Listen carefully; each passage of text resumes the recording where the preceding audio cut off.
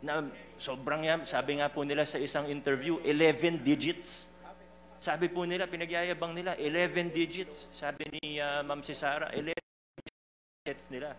Hindi bababa sa 10 billion.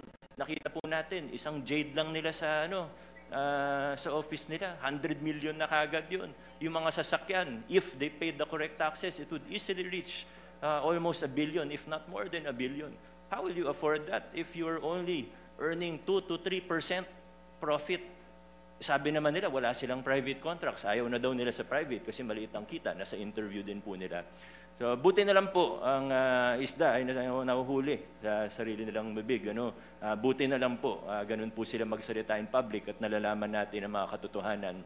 And I don't mean to overstep, Mr. Chair. Please stop me at any time.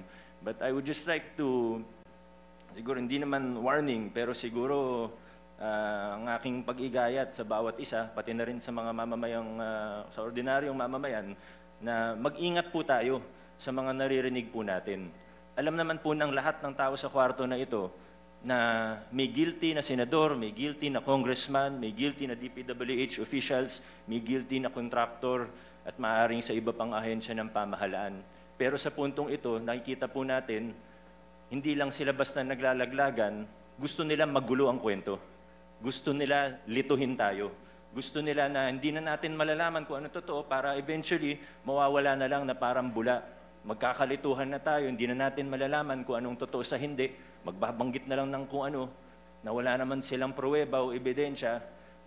Sa mga pangalan na nabanggit niya po kahapon, naniniwala ako may iba doon, totoo.